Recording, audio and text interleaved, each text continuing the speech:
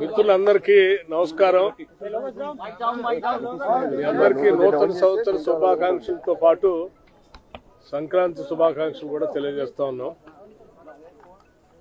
సరే, ఈనాటి సమావేశం అఖిల భారత కాంగ్రెస్ కమిటీ కార్యాలయంలో రాబోయే లోక్సభ ఎన్నికలకు సంబంధించి ఆయా లోక్సభ స్థానాలకి కోఆర్డినేటర్స్ గా నియమించినటువంటి వాళ్ళందరితో పార్టీ విజయం కోసం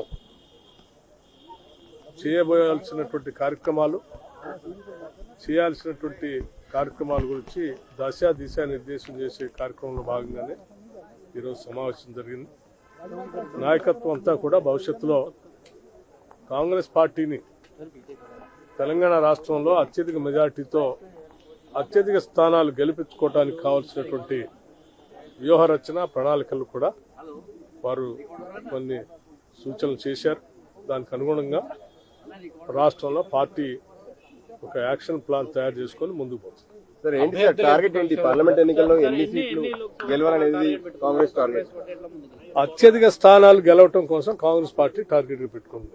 సార్, కేటీఆర్ ఈరోజు మీకు వాళ్ళకి 1.25% ఓట్లు తేడా, అసలు కాంగ్రెస్ వాళ్ళు గెలుస్తాం అనుకోలేదు, నెక్స్ట్ ఎలక్షన్ వాళ్ళు గెలిచే అవకాశం లేదు కాబట్టి బలంగా పనిచేయాలని వాళ్ళు టీఆర్ఎస్. సరే, వాళ్ళు ఏమనుకుంటున్నారో మనకు తెలియదు, కానీ ప్రజలు మాత్రం తెలంగాణలో కాంగ్రెస్ పార్టీని గెలిపించారు. రాబోయే ఎన్నికల్లో కూడా తెలంగాణలో కాంగ్రెస్ పార్టీని భారీ మెజారిటీతో ప్రజలు గెలిపిస్తారు. ఈ రాష్ట్రంలోనే కాదు, దేశంలో కూడా దేశ ప్రజల సంపద అంతా కూడా దేశానికే ఉండాలని, దేశ వనరులన్నీ కూడా దేశానికే ఉండాలని రాహుల్ గాంధీ గారి నాయకత్వంలో, ఖర్గే గారి ఏఐసిసి అధ్యక్షుడిగా దేశవ్యాప్తంగా ఈ కార్యక్రమాన్ని తీసుకుని ముందుకు పోతా ఉన్నారు.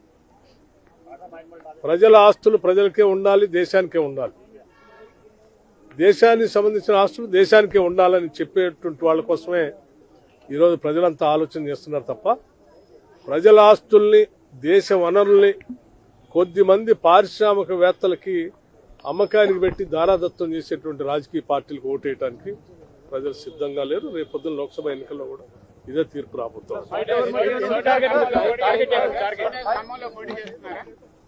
శ్రీమతి సోనియా గాంధీ గారు అంటే తెలంగాణ ప్రజలకు అపరిమితమైనటువంటి ప్రేమ, అభిమానం, గౌరవం ఉన్నాయి.